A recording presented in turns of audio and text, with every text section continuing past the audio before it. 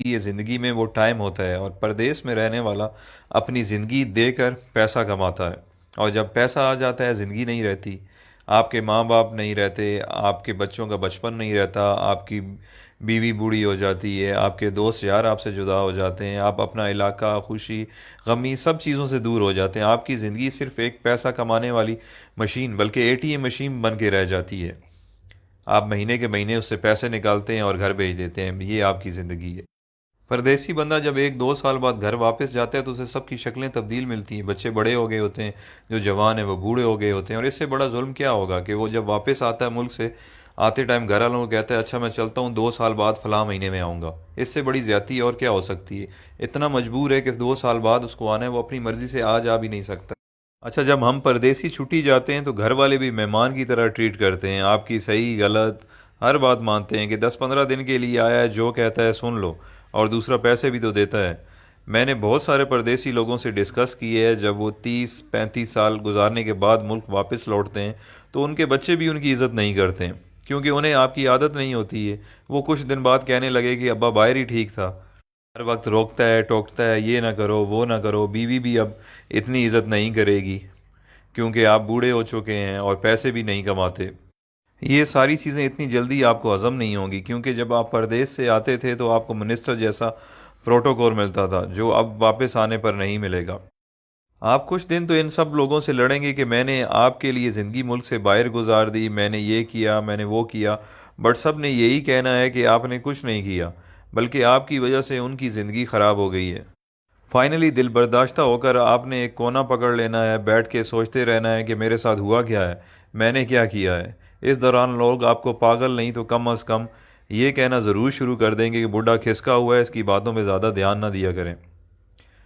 آخر کار لوگوں کے بیہیویئر رویوں کو سوچتے سوچتے آپ حقیقت میں پاگل ہو جائیں گے اور اپنے خالق حقیقی سے جا ملیں گے۔ یہ ہے پردیسیوں کی زندگی کی سٹوری، جس میں خود بھی شامل ہوں۔ جو پردیس میں رہتے ہیں وہ میری باتوں کو اچھی طرح سمجھ رہے ہوں گے، کیونکہ جس پہ گزرتی ہے وہی جانتا ہے۔ اب آپ مجھے بتائیں اچھا فیصلہ کیا ہے؟ ایک طرف پیسہ، صرف پیسہ اور صرف پیسہ ہے، اور دوسری طرف زندگی جس میں ماں باپ ہیں، بچے ہیں، بیوی ہے، دوست یار ہیں، اپنا ملک ہے، سب کچھ ہے۔ اللہ تعالیٰ نے ہمیں اتنے عظیم لیڈرز دیے تھے جن کی وجہ سے ہمیں اپنا ملک مل گیا، بٹ اس کے بعد بدقسمتی سے ہمیں اتنے بے ضمیر لیڈرز ملے ہیں کہ ہم اس ملک میں رہ نہیں سکتے۔ ہمیں کام کے لیے، روزگار کے لیے ملک سے باہر آنا پڑتا ہے، جبکہ ہمارا ملک وسائل سے مالا مال ہے، بٹ ہم پاگلوں کی طرح جیے فلاں بس نعرے لگانے کے قابل ہیں، اور یہی ہماری اوقات ہے۔ جس دن کرپٹ لیڈرز کو آپ نے جوتے مارنا شروع کر دی، اس دن آپ کو کمانے کے لیے ملک سے باہر نہیں آنا پڑے گا۔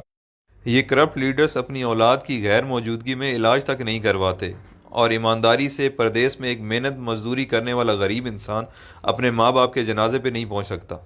آپ کبھی تجربے کے طور پر 1 گھنٹہ انٹرنیشنل ایئرپورٹ پر ارائیول اور ڈپارچر میں گزار لیں، آپ لوگوں کو اندازہ ہو جائے گا کہ پردیس میں رہنے والے اور ان کے گھر والے کس تکلیف سے گزر رہے ہیں۔ یہ ساری باتیں کرنے کا مقصد ہرگز یہ نہیں ہے کہ میرے پردیسی بھائی آج ہی نوکری چھوڑ دیں اور اپنے ملک واپس چلے جائیں۔ میں صرف یہ سمجھانا چاہتا ہوں کہ آج سے پلاننگ کریں اور باہر رہتے ہوئے کوئی چھوٹا سا کام اپنے ملک میں شروع کر دیں، تاکہ کچھ عرصے بعد اپنے ملک واپس آنے کے قابل ہو جائیں۔ آئی مین کہ اتنے وسائل ہو جائیں کہ آپ واپس آ جائیں، کیونکہ 30 سال بعد بھی آپ کو پاکستان واپس جا کر کوئی نہ کوئی کام کرنا پڑے گا گزارا کرنے کے لیے۔